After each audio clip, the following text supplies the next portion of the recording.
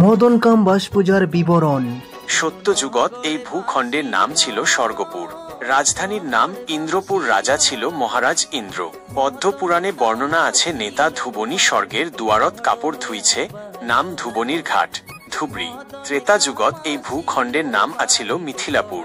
মিথিলাপুরের রাজা আছিল মহারাজা জনক। মহারাজা জনক আড়াই পাক হাল বইয়া সীতাক পায়। জনক নন্দিনী সীতা রামায়ণে কয়, যেহেতু এই ভূখণ্ডের অঙ্গে সীতার জন্ম হয়, সেহেতু আমরা সীতার জন্মদিন হিসাবে দশমীত হাল যাত্রা করি। সীতার সাথে রামের বিয়াও হয়। দাপর যুগে এই ভূখণ্ডের নাম হয় প্রাক জ্যোতিষপুর। এই ভূখণ্ডে জন্ম নিছিল রুক্মিণী। ভগবান শ্রীকৃষ্ণের সাথে রুক্মিণীর বিয়াও হয়। কলিযুগে এই ভূখণ্ডের নাম যথাক্রমে কামতা রাজা হন মহারাজা কামতেশ্বর, কামরূপ রাজা হন মহারাজা ভাস্কর বর্মা, কামতাপুর রাজা হন মহারাজা নরনারায়ণ, আর আজি কুচবিহার। কুচবিহারের শেষ রাজা মহারাজা জগদ্দীপেন্দ্র নারায়ণ ভূপ বাহাদুর। এই মহাপবিত্র ভূখণ্ডের কৃষ্টি মদন কামের বাঁশ পূজা। 3টা বাঁশ দিয়া পূজা করা হয়। বাঁশের লম্বা হইল 15 হাত 1 হোঁটা, 3টা 3 মাপের হয়। ডান পাকের বাঁশের থাকি, বাও পাকের বাঁশটা 1 হোঁটা খাটো থাকে, মাঝের বাঁশটা 8 হাত 1 হোঁটা হয়। ডান পাকের বাঁশ শিবের, বাও পাকের বাঁশ বলরাম, মাঝের বাঁশ কৃষ্ণের। কৃষ্ণপক্ষের চতুর্দশীর দিনে বেলের গাছের দক্ষিণের ডাল কাটিয়া 1 হোঁটা 2 নগুল একটা শিব লিঙ্গ বানেয়া বাড়ি বাড়ি বাঁশের গান কয়া লিঙ্গ টাক নিয়া বেড়ায়। লিঙ্গটা শালুক কাপড় দিয়া প্যাঁচেয়া ঘাড়ত নেওয়া লাগে। গান গাওয়ার সময় হাতত নিয়া ঘোরা লাগে। বাঁশ পূজার সময় লিঙ্গটায় পূজার আসল ঠাকুর।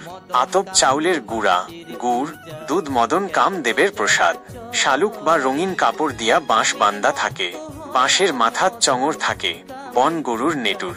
বাঁশের চঙরের নিচের অংশত গুয়া পান, 1 জোড়া 5 বা 7 পাতার আমের পল্লব আরশি দিয়া একসাথত যুক্ত করি বাঁধি দেওয়া হয়।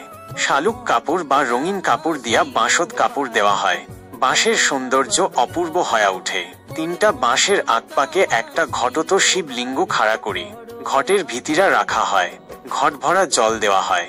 5 বা 7 পাতার আমের পল্লব 1 জোড়া গুয়া পান দিয়া শালুক কাপড়ে ঘট ঘিরা থাকে। শুক্ল পক্ষের ত্রয়োদশীতে বাঁশত কাপড়, চতুর্দশীত গান, পূর্ণিমাত বাঁশের বৈঠক করে জল পান। বাঁশ হইল কামের প্রতীক। শিবের বীর্য, বলরামের ধৈর্য, কৃষ্ণের প্রেম, এই 3 জনক কামের প্রতীক মানিয়া মদনে কামের উপাসনা করিছে। ফলে সুন্দর, বলিষ্ঠ, নিখুঁত সৎসন্তানের জন্ম হইছে। আমার গুয়ার পূর্বপুরুষ এই মতে বংশ বিস্তার করি জীবনযাপন করিয়াছিল। ধন্য আমার পূর্বপুরুষ, ধন্য আমার কৃষ্টি সভ্যতা। এই ভূখণ্ড আমার সৃষ্টির স্বর্গভূমি।